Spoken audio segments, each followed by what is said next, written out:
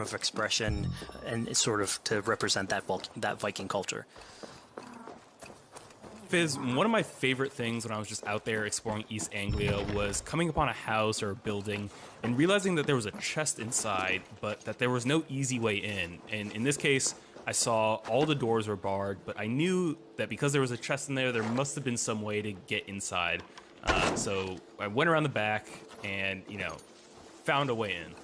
Yeah, I'm glad you actually caught on to that. You're pointing at something that we wanted to work on a lot on Valhalla, where we wanted the exploration to make you feel smarter. So we played a lot with puzzle solving, so making sure that every house that you find sort of appeals to you, like it draws your attention, and then when you want to come and explore, it's not given to you. You still have to work for it a little bit, so it'll challenge you on your observation skills, logic, just trying to find how do I get into this. So we play a lot with level design, quest design to offer challenges to players, and you basically come out of it like with a better feeling for the exploration, but you also get to see more of a story behind any of these locations, which we've crafted. So it gave us a little bit more time to sort of slow down the experience and tell a different version of a story.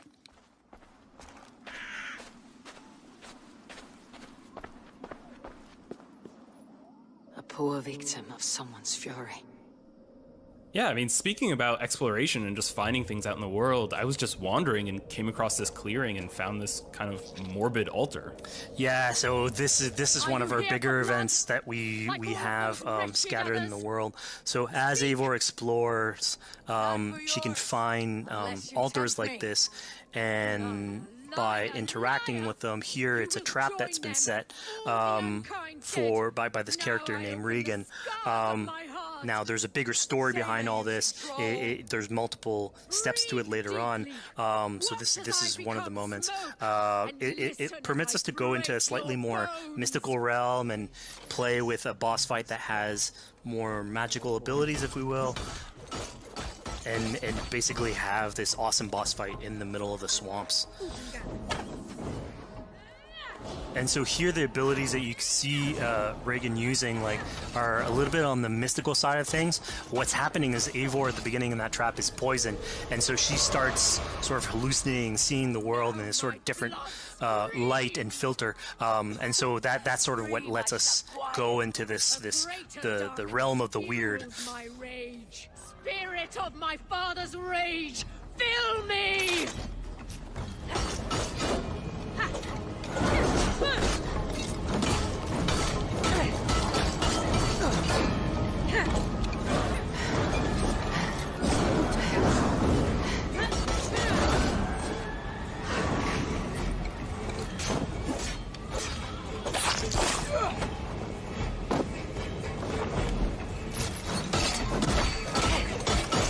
Enough is cracking. Arrest your demons.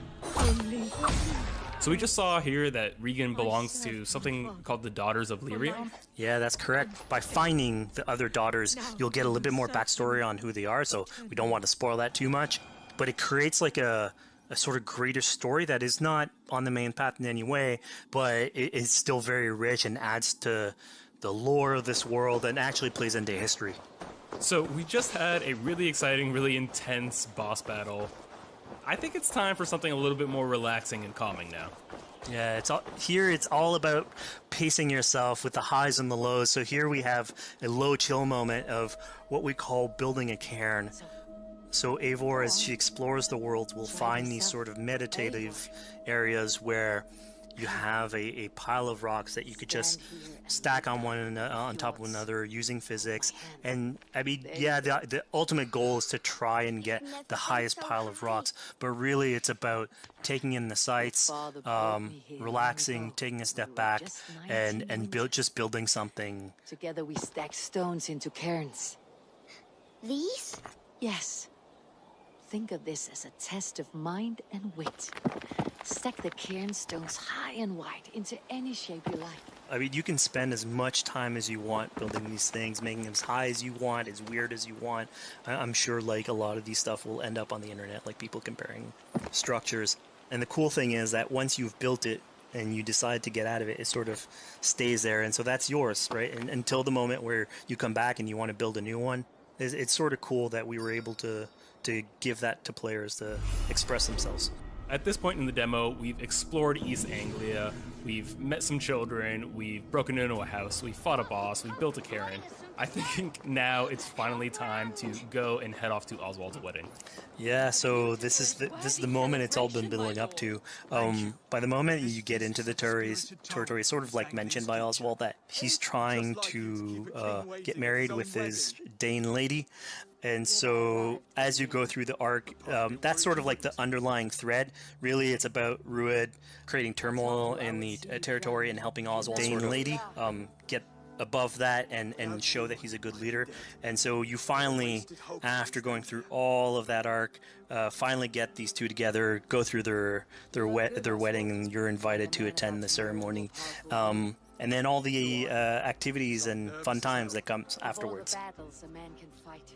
Yeah, as much as we've seen the brutal side of England, it's nice to see, the joyous side of it as well.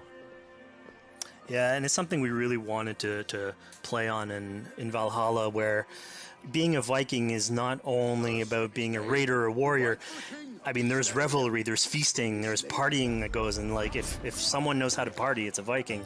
And so here, this is one of our opportunities to sort of show what a sort of Viking gathering is. And what's cool here is it's a good alliance of Norse culture with Saxon culture, sort of smashing those two things together and building bridges. Yeah, I mean, what's a wedding without some drunk archery, right?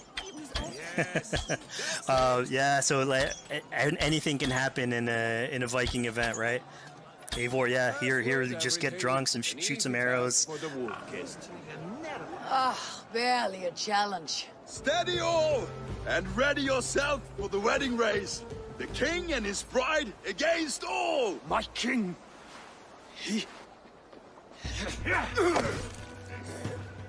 So here we see the decision I made to spare Rued came back to bite us. Yep, that's the decision you made, coming back. So as we said before, all of your decisions have consequences, and this is a big one. I challenge you. I accept. You're basically presented with the option to sort of step in for Oswald, fight the fight for him, or let him go and fight his own fight. Yeah, personally, I chose to fight myself because I thought Eivor is the type of person who likes to finish what she started. Plank by plank, and a dead king cannot keep his oaths. Let me finish this. Oswald, you gutless Arya swine! I'll slay the wolf-kissed, then hang you with your own tongue. How does this encounter with Rued differ from our previous fight with him? So at this point, you've eliminated his wolf, so it's just him. And so he's angry at this point, and so he will start using his big gun abilities, like, fairly earlier on in the fight. So it's way more vicious, way faster. There's less strategy. He goes literally swords blazing at you. And so this is a fight to the death.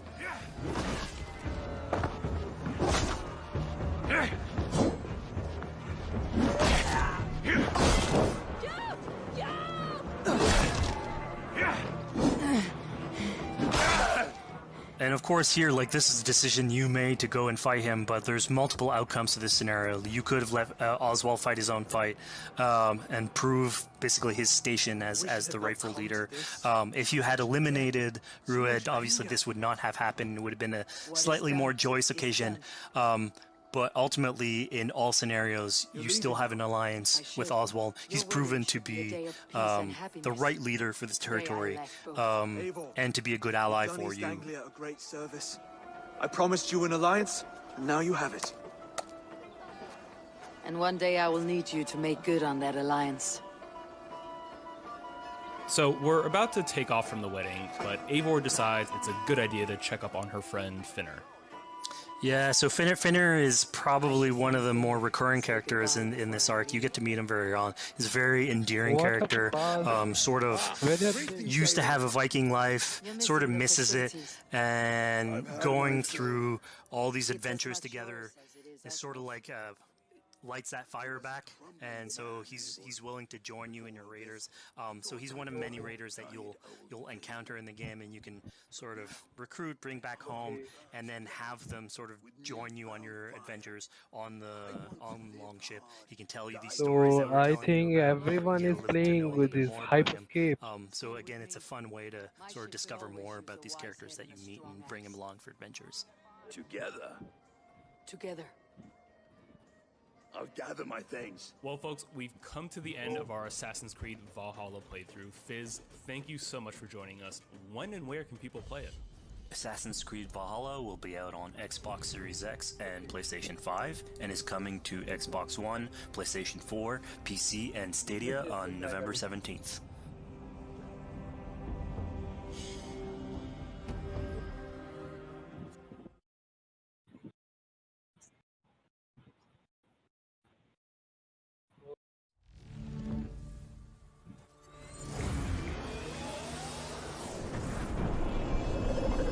Everybody, thanks for joining us. My name is Eric Pope. I'm the Senior Community Developer on Hyperscape. And I'm Graham Jennings. I'm the Senior Producer on Hyperscape.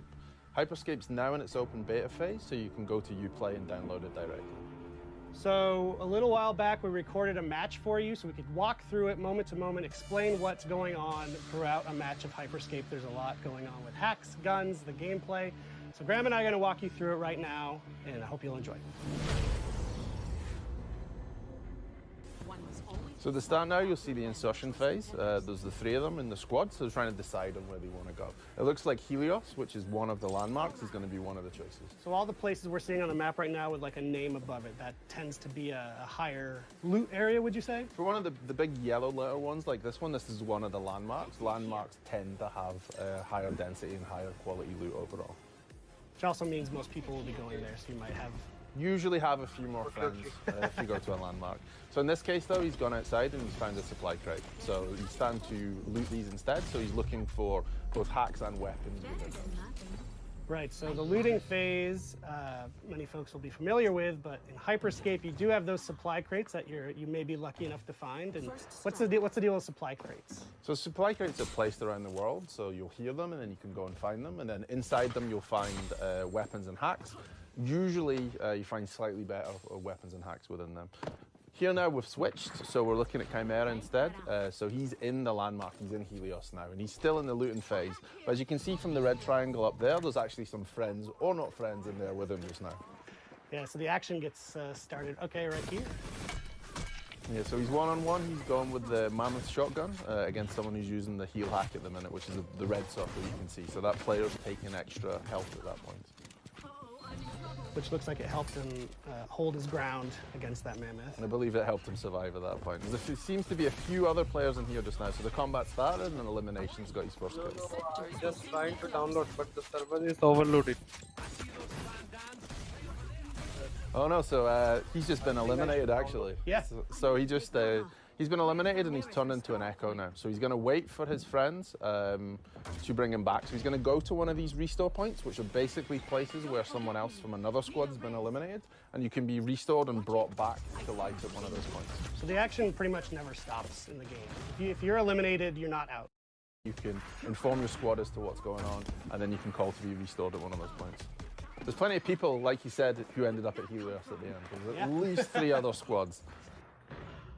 So we can also see when you have a teammate who needs a revive, it's called out on your... Yeah, the green icon you can see at the side is him calling for a revive at this point.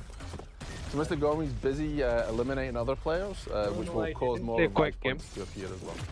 This guy's low on health, so I don't think he's going to last. Like Fortnite, Nick. Fortnite. So once someone's eliminated, they drop a revive point that you can use. What you'll actually see at the minute now is both Chimera and Elimination are both echoes, so it's just Mr. Gomi by himself at present time. So can he survive this and get Okay, okay.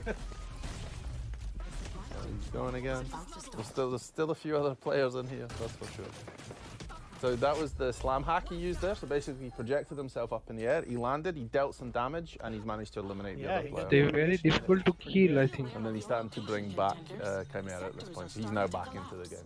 Right. So he's got to reloot and find new weapons again, because when you are It's eliminated, like Warzone, the quick game. It's a very quick game. Okay, so you don't hold on to your gear when you get eliminated. No. So this is the start of the decay, you can see. So you see all these blue triangles that are appearing. This is how we basically do, map size reduction and zone reduction to bring players towards a smaller map into the center. So instead of having a circle that shrinks, we've decided to actually dissolve the map. And is it kind of the same? Will you always know which districts are decaying first? You can see from the map when you bring it up what's going, and you'll also see the icon when he turned on the left-hand side of the screen a second ago, which shows you where the safe area to go is. So at the top it will show you sector is closing, and then you've got the little icon of the person running with a distance against it. That tells you where to go to the next safe place.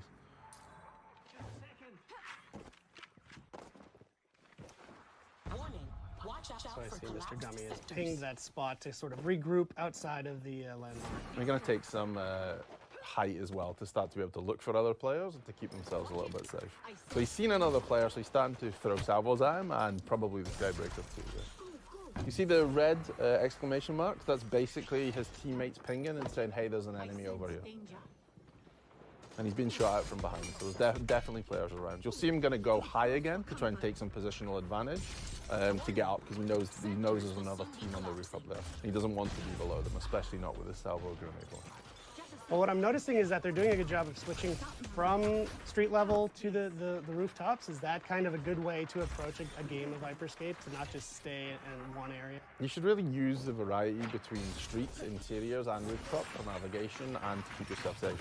Rooftops are great to see what's going on, but you're also then a target to snipe, so you really need to adjust.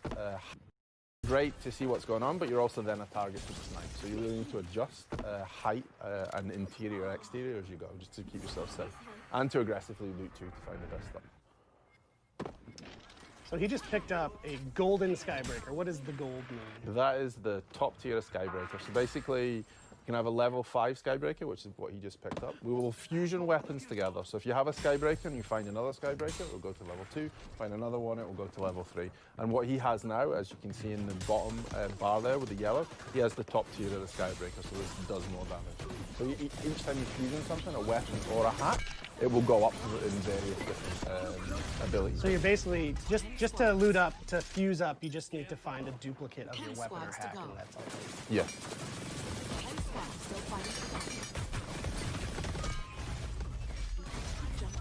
So you'll see though on the left, when you see the other players' names, you can see that Mr. Gomi has 2 yellow weapons and a yellow hack. So he has 2 fully fused weapons and 1 fully fused hack. And how does healing work in this game? So healing will either work by I took damage and then I retreated and your health bar will come back up, or if a player has a heal hack, which he actually does at present time, so you see that in the bottom it says heal, he can throw that on the ground and then there'll be an AoE of heal, so both you and your teammates can come into it and it will heal you. And enemies cannot heal up in that same AoE? They can't heal up in your AoE, but they could also use the heal hack themselves if they wish. Cool.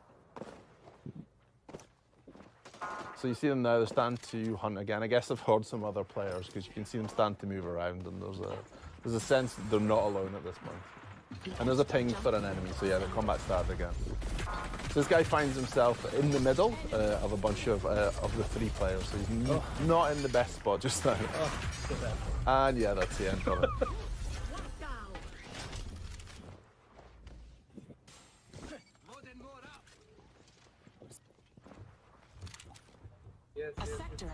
So if you manage to fusion one of his hacks then again. So here you'll see the decay started. The player found himself out in the decay as it was starting. He had no cover left. It is a very fast game. Out in the open, and they eliminated him with a Ripper at that point. Yes, yes. Yeah. And another one down for elimination. He seems to be on a roll at this point. Okay, okay. And now he's fully fused his sniper rifle, the Protocol V. Okay. Still quick check, just make sure there's no one else. You don't want to have someone behind you at the last minute. Mr. Gomi, he's still rolling with the Skybreaker at this point. It's worked out well for him. Yeah. If you go out of the circle, you get killed. He's starting to move forward a little bit. They have a nice variety of weapons between them. You know, someone's got a salvo, there's a skybreaker, there's a ripper. They really split in terms of hacks and weapons, so they have a nice diverse selection in terms of games. So you see him go up high now, he's probably going to use the skybreaker. And he has, and that's the end for Takeshi Kazuya. Okay. Takeshi Casualing, so now you mentioned that username. You'll notice if you've been watching the feed, the usernames all seem pretty similar in this match.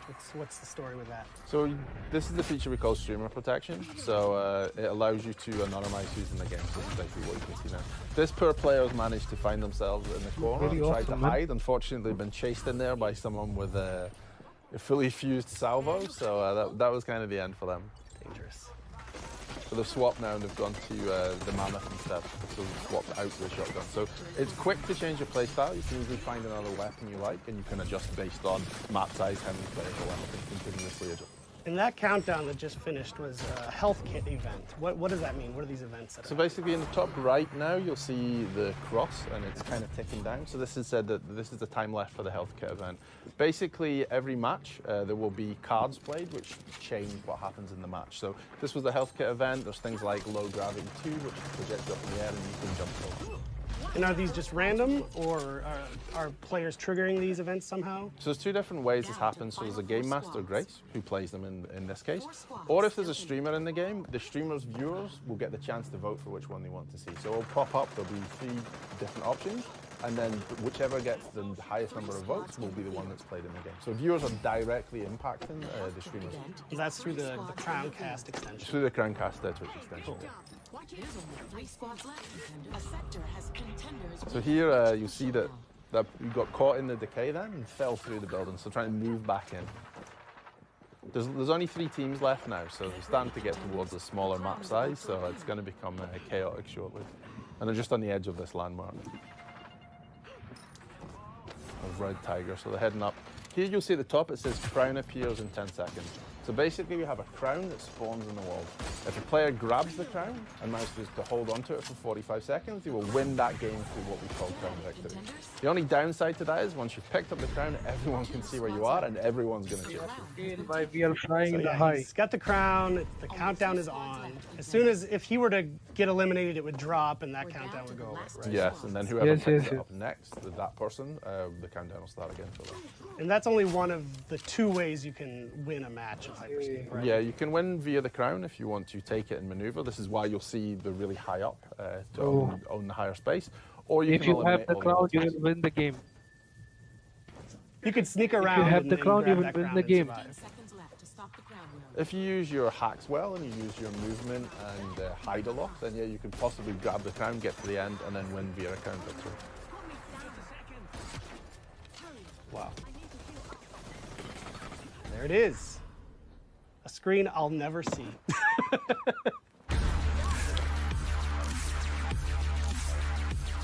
All right, well, that was just one match of the frenetic, fast-paced game, Hyperscape, that we are both very lucky to work on. Thank you for joining us. Thank you for watching Ubisoft Forward in this post-show. As we mentioned before, the game's available right now in open beta on PC. Just go to Uplay to download it. And we're also thrilled to be taking part in the Twitch Rivals event, with the information appearing magically on the screen below us. So Graham, thank you for your time. Thank you, Eric. Have a good day. And we'll see you in the Hyperscape.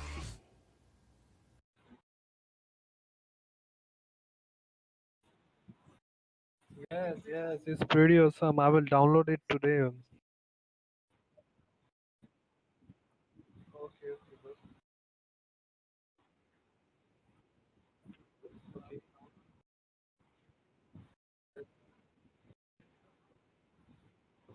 I was pretty excited about the Far Cry. Say this one, 5.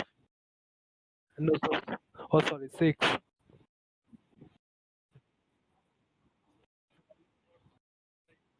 Yes.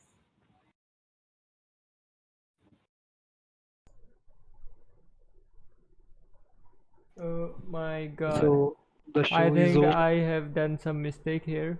My mic was off. I think I didn't spoke anything in the mic as I was speaking. Oh shit. lol shit happened. So Okay, guys, this is it for today, and we had a lot of fun. And I'm sorry if I could not be able to speak this part because I forgot to like on the mic. And okay, we saw a lot of new games, and Far Cry 6 was one of them, which is so amazing, which is gonna release next year. So this is Baaz. Okay, guys, and like I want to really thank you for coming here, Seth, with me, sitting alongside me.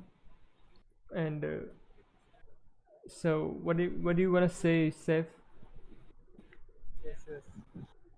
So when the part 2 will be coming? Is this on the Forward part 2? It has a lot of time right now. Part Yes, 2 yes. will be coming long way, like Okay, okay. later this year, like in December maybe, and maybe like next January, I think. Okay, okay. So we have a time, and everything will be notified. So we will definitely come with the next part Okay, okay. for the showcase. So this was amazing, and Yes. we are gonna end here right now. So this is Baaz, and I am signing off.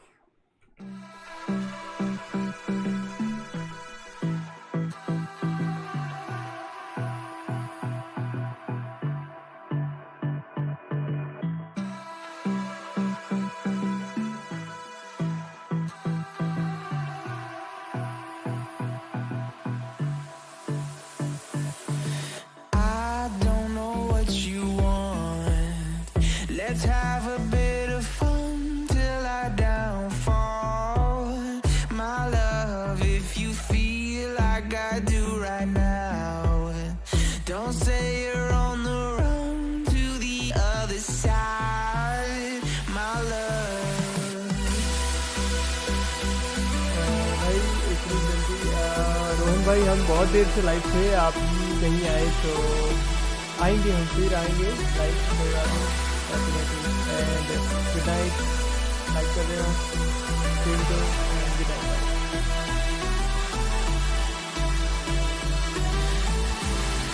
You say you wanna try, but you never do.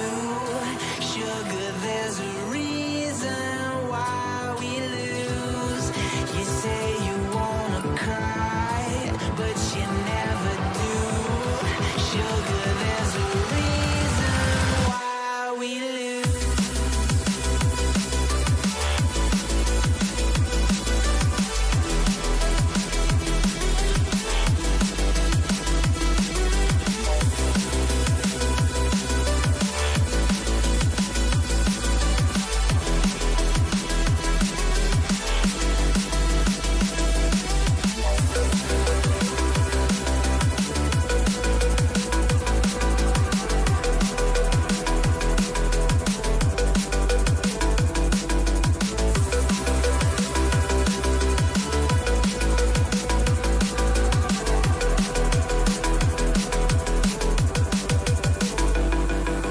I don't know what you want.